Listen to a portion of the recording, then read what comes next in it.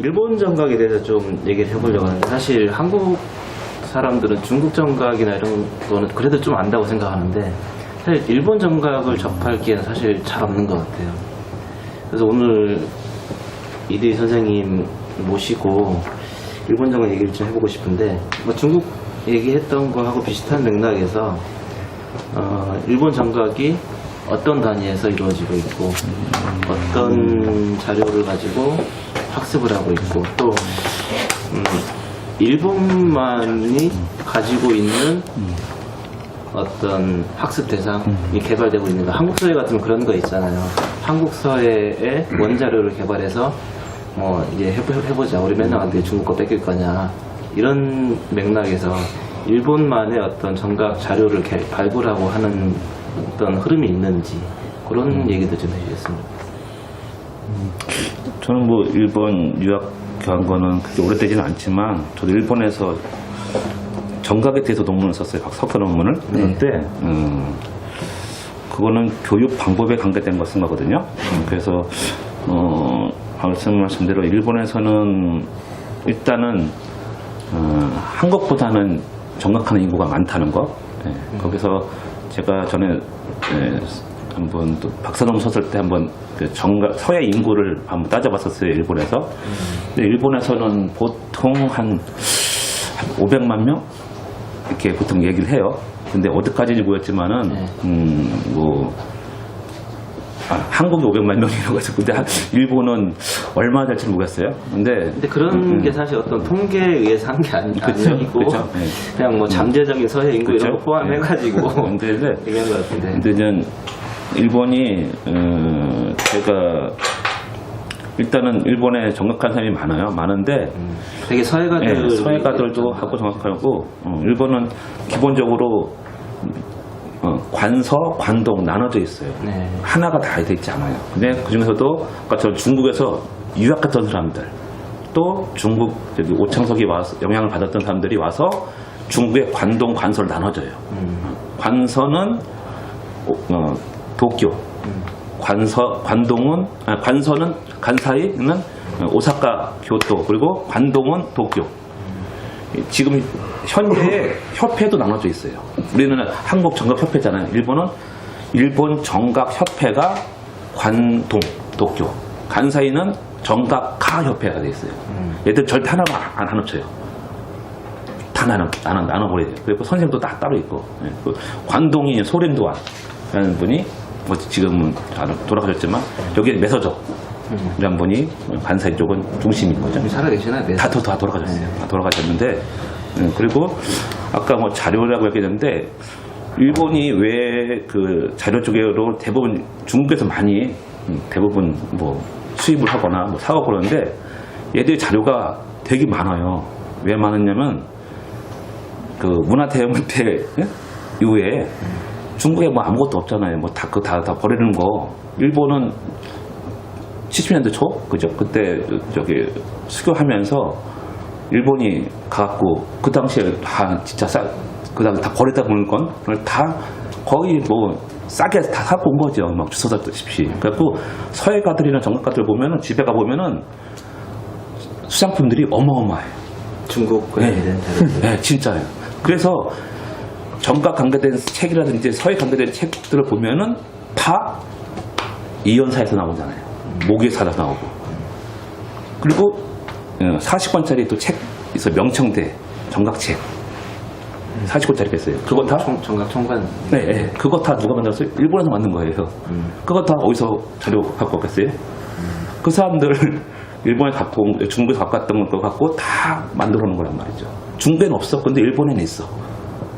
그리고 그 옛날에 이제 우리 일제시대 때 일본에서는 그 인류학적이나 사회학적으로 개념으로 해서 작가들한테, 학자들한테 돈을 대줘요, 정부에서. 대줄 때 각 중국이나 한국이나 대해서 전통에 관계된 거를 다 이제는 연구시키는 거죠. 그래서 가장 우리 각골문자전, 금문자전, 이런 죽간자전 이런 거 보면 다 일본 사람들이 다 만든 거죠. 그래서 그게 1930년대 만들어진 거예요. 20년대, 30년대. 그 당시에 다. 그러니까 자료는 오히려 중국보다 일본 게 더 좋아요. 그러니까 서해 관계된 어떤 그 순수 기초 자료들은 일본 애들이 정말 연구 많이 했어요. 근데 그러니까 일본 애들은 굳이 중국에 유학할 필요가 없어. 다 자료가 있기 때문에. 제가 수업 중에 하나 있었느냐면 문자 수업이었어요. 근데 만약에 이자 하나를 찾는 거야. 찾는 때 이게 어원부터 시작해서 쫙 뭐 서체별로 찾는 거죠. 근데 자료가 한 8개, 9개를 줘요. 뭐 각골문자점 뭐 하는데 그거를 다 찾아. 근데 일본에 뭐 책이 너무 많으니까 한 20권 돼요. 되는데 이자 하나만 갖고도 책이 A4지로 한 3여 장 나오는 정도 되는 거죠. 쫙.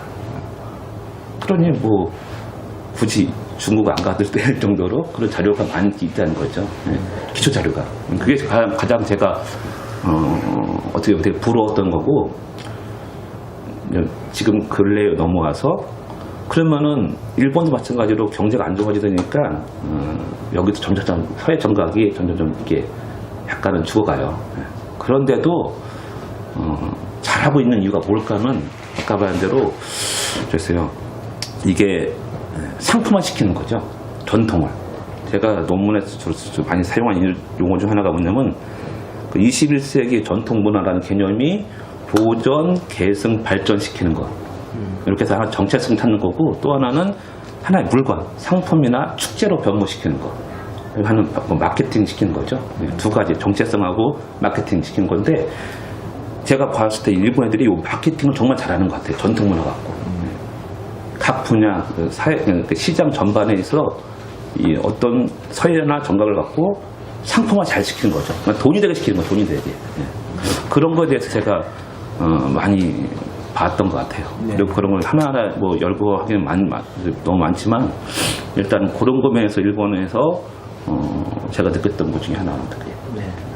그 일본 정각이 우리는 사실 뭐 그 이전 에도 뭐 이렇게까지는 사실 잘 모르고, 그게 뭐 근대 혹은 뭐 전후, 이제 서해 같은 경우에는 뭐 고전파라든지 뭐 묵상을 하는 사람들 이렇게 막 나눠져가지고 작품 서양도 많이 나눠져서 이렇게 가고 하는 현상을 본 것 같은데, 정각 쪽은 어떻습니까? 어떤 유파라든지 그런 쪽이. 네, 유파는 제가 아까처럼 관서관동 나눠져 있어서 네. 그렇게 유파에 대해서는 그게 잘 몰라요. 사람들이 뭐 이름 짝 써 있는데 단지 이제 풍적 인연은 많이 다르잖아요. 그러니까 하나만으로 중국파예요. 중국 유학파고 하나는 오창석파죠, 한마디로. 또 하나는 그 일본의 전통적인 칼맛이 나는 거. 네. 그러니까 우리가 딱 보면 확신하거든요. 아, 저거 일본 사람 거 딱 알거든요. 애들이 칼을 되게 중요시하기 때문에 그 정각에 있어서 칼맛을 나오는 걸 되게 중요시해요. 그러니까 딱 부류가 두 가지 같아요.